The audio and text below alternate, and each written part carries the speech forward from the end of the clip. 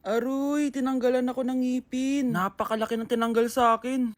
Hello guys! Kung napapansin nyo, naka-brace na naman ako. Ilang araw din ako di makakain na maayos dahil sobrang sakit niya guys. So bakit nga ba ako nagpa-brace ulit? Fun fact lang guys, 6 years na ako naka-brace before. Pero di pa rin na-address yung issue sa ngipin ko. Kung makikita nyo sa picture guys, medyo palabas or flared yung ngipin ko. Kaya naman nag-decide na ako na magpa-brace ulit. Sabi din ng dentist ko, kailangan daw tanggalin yung 4 na premolars ko para daw pumasok yung mga ngipin ko. Kaya ngayong araw, tatanggalin yung mga premolars ko. Bago pala ako pumunta ng dentist, kumain na muna ako kasi alam ko di ako makakain mamaya. Buti na lang talaga masarap ang ulam at nakakain talaga ako na madami. Medyo kinakabahan nga ako kasi ngayon na lang ulit ako mabubunutan ng ngipin. Yung last bunot ko ata nung bata pa ako. Dahil tulog pa si Honey Bunch, di ko na siya gigisingin. Ako na lang mag-isa pupunta sa dentist. Good luck na lang talaga sa akin mamaya. So ayan, kinakausap na ako ni Doc. Sabi niya wala daw ako mararamdaman na sakit kasi may anesthesia naman daw na ilalagay. Ito pala yung x-ray ng mga ngipin ko. So yung may black dot dyan, yun yung mga tatanggalin. Kung makikita niyo din, impacted din yung wisdom tooth ko. So ipapatanggal ko din yan soon. Ito na guys, last look na buo ang ngipin ko. Kasi mamaya bungal na ako. Ayan guys, nilalagay na ni Doc yung naming cream para kapag in-inject na ako ng anesthesia, wala na ako maramdaman. Dito sa part na to, di ko na ma-feel yung bunganga ko. At thank you Lord talaga, hindi siya masakit. Parang hinihila lang yung ngipin mo ganun. Charan! Tapos na, medyo nahirapan si Doc ha. Paano di mahihirapan? Sobrang laki ng kinukuha. Rate ko yung pain niya, siguro 3 out of 10 lang. Pero alam ko mamaya pa to sasakit pag wala na yung anesthesia. Sabi ko din kay Doc kung pwede ko bang itago yung ngipin ko, ilalagay ko lang sa ilalim ng unan. Eto na guys, ang itsura ng ngipin ko ngayon. Bungal ira na. Dalawa lang pala muna binunot ni Doc kasi next week daw yung dalawa pa. So yun lang naman guys, bye!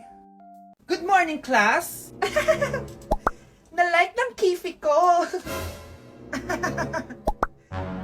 Na-like ng deck ko. Aba, grabe na tong mga to! Ganyan na ba yung mga natututunan nyo ngayon? Sabi ko na nga ba walang magandang dulot yung TikTok na yan. Uso kasi to ma'am, may bago na nga eh. Hay naku Samantha, tigilan mo ako. Ano namang bago yan? Eto po ma'am, tuturuan ko kayo. Anong pinang-like mo, Samantha? Yung esophagus ko po, ma'am. Esophagus? Grabe yung talent nyo, ha? Ikaw naman, ma'am. Try mo din. Sige. Ma'am, mali po kayo. Ma'am, sumobra po kayo. Hindi na po esophagus yan. Bitukan na po yan. Anak, may bisita ka. Sino po, Nay? Oh anak, na paano ka? Ba't parang nakakita ka ng multo? Wala Nay. Ma'am, kamusta naman po yung anak ko sa school? Isusumbong ko si Kyle sa inyo, ma'am. Ma'am, bakit? May ginawa ba siya? Yang anak mo kasi. Ano po, ma'am? Napakagaling, oo. Masipag at matalino yan sa school, ma'am. Opo, tama, Nay. Buti naman. Akala ko kasi kung ano nang ginagawa nito eh. Kaso ano, ma'am? May mga kailangan lang ako itanong sa inyo, ma'am, kung totoo ba tong nasa test paper ni Kyle? Patay ako nito. O sige, ma'am. Unang tanong, anong pangalan ng nanay mo? Susan, ang sagot niya. Tama ba, ma'am? Tama naman, ma'am. Pangalawa, ano ang trabaho ng nanay mo? Ang sagot niya, housewife. Tama ba? Oo, ma'am, tama. Okay. Pangatlo, ano ang gustong ginagawa ng nanay mo sa'yo? Pinaglulutuan, binibigyan ng baon. Tama ba? Oo naman, mahal na mahal ko yan si Kyle. Ano ang ayaw na ginagawa ng nanay mo sa'yo? Wala naman nakalagay dyan, di ba ma'am? Kasi wala naman ako ginagawang masama sa kanya. Ang nakalagay dito ay, palaging inuutusan. Pinapalo ng hanger. Anay! Binabato ng kaldero. Sinisigawan. Minumura. At pinapalayas. Tama ba ma'am? Walang iya ka anak. Halika rito. Nay, wag mo! Pinapalo pala kita ng hanger ha. Halika rito, matatamaan ka sa akin. Nay, test paper lang yan eh! Ma'am, kumalma ka. Kumalma? Kasalanan mo to eh. Ikaw una matatamaan sa akin. Sabi ko nakalayas na ako eh. Bakit ang kalat dito? Hoy, maglinis nga kayo. Wala kayong katulong dito ha. Tinatamad ako maglinis, Nay. Ayaw nyo. Bibigyan ko ng 1,000 pesos ang pinakamasipag kong anak. 1,000 pesos? Sige, maglilinis na ako. A few moments later. Nayo, nagwawalis ako. Nawalis ko na yung buong bahay. Wow, ang sipag. Nay, parang ako yung pinakamasipag oh. Deserve ko ng 1,000 pesos. Aba, himala. Ang saya-saya pala maghugas ng plato, Nay. Nag-enjoy ako. Himala, ang sisipag nyo ah. Oh Kyle, bakit wala kang ginagawa? Ayaw mo ba ng 1,000 pesos? Nay, ako po ang pinakamasipag sa kanila. Ha? Paano ka naging masipag? Hindi ka naman naglilinis. Oo nga, Nay. Mas deserve namin yung 1,000 pesos. Araw-araw ako naglilinis ng buong bahay. Samantalang sila, walang ginagawa. May video ako dito, Nay. Gusto niyo pong makita? Totoo ba to? Nay, magpapaliwanag kami! Kyle, eto 1,000 para sa'yo. Thank you, Nay! Simula ngayon, kayo na ang maglilinis sa buong bahay!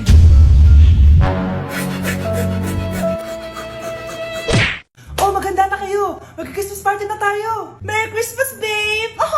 Babe, putok ka ba? Bakit naman, babe? Papakiligin mo na naman ako eh! Wala lang, amoy putok ka lang. Harsh mo naman, babe. Guys, mag-research na tayo, ah. Pasko na, research pa rin nasa utak mo. Bahala ka. Mag-research ka mag-isa mo. Okay, whatever. Okay, dalawa. Mamili na kayo ng regalo dito. Mas malaki yung isa, mas maganda siguro yun. Nay, malaki po yung sa akin. Ito sa'yo, oh. Kyle, ito sa'yo. Thank you po, Nay. Buksan niyo na. Wow, iPhone 20 Pro Max. Buksan ko na rin yung akin. Ano kaya laman dito? Tikipad? Daya naman, scam ba to? Uy, Mare, baka pwede mo akong pabalot. Sige, Mare. Pati to, tsaka yun, Mare. Sige, Mare. Pati din yun, Mare. Pati to, Mare, tsaka yun. Ikaw na nakaibalutin ko. Mare! Wow, Edward. Ang ganda naman ng bahay mo. Simula ngayon, Scarlett. Dito ka natitira, ha? Masanay ka na. Matanong ko lang, bakit pala gusto mo akong panagutan? Di ba, iniwan mo na ako? Scarlett, hindi naman talaga kita iniwan. Alam mong, kinailangan ko lang sumama ng matagal sa ibang bansa. Kasama yung mga magulang ko. Ang importante, nandito na ako, Scarlett. Bubuo na tayo ng pamilya. Ang sarap naman pakinggan nun. Oh, Scarlett, bakit? Ang sakit ng tiyan ko! Ha? Teka lang, tatawag ako ng nurse, ha? Diyan ka lang.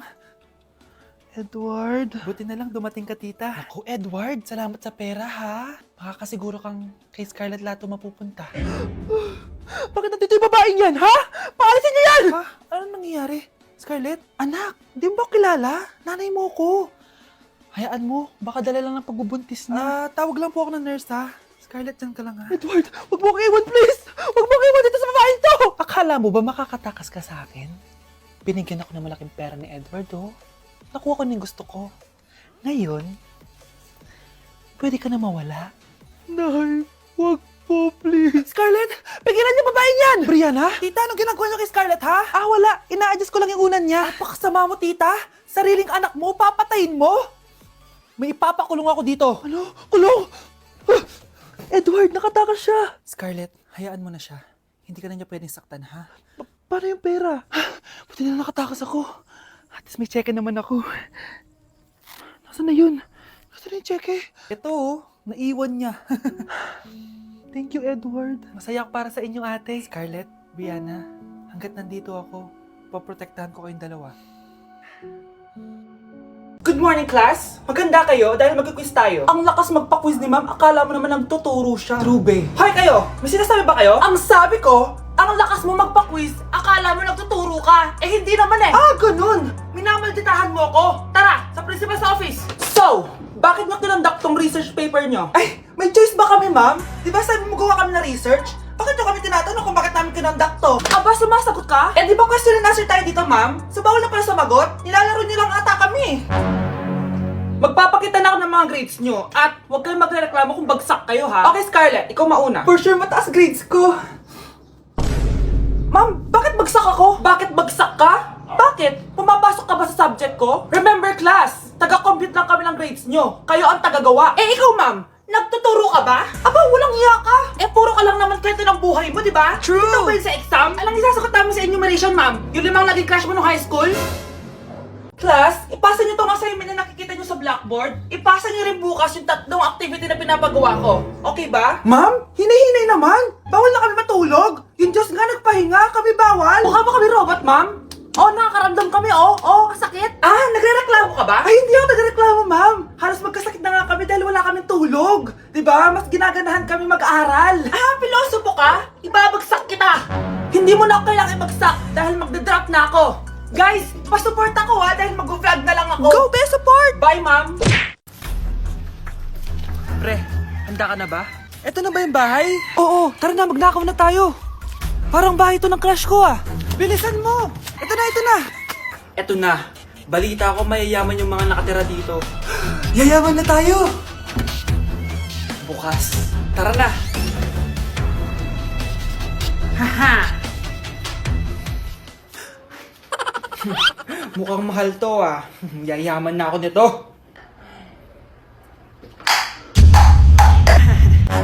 Anong ginagawa mo? Ano yun? Hala, may tao! Nay, nandiyan ka na ba? Anong ginagawa mo dito, Vince? Sino yan? Magnanakaw yan! Narinig ko kasi yung ingay, tapos nakita ko siya nagnanakaw. Ang galing mo naman, nahuli mo siya! Jojowain na talaga kita!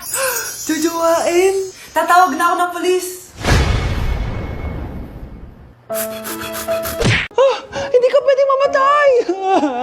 Pre, may kalaban sa mido. Habulin nyo. Defend nyo na yan. Bilis. Matatalo tayo nyan eh.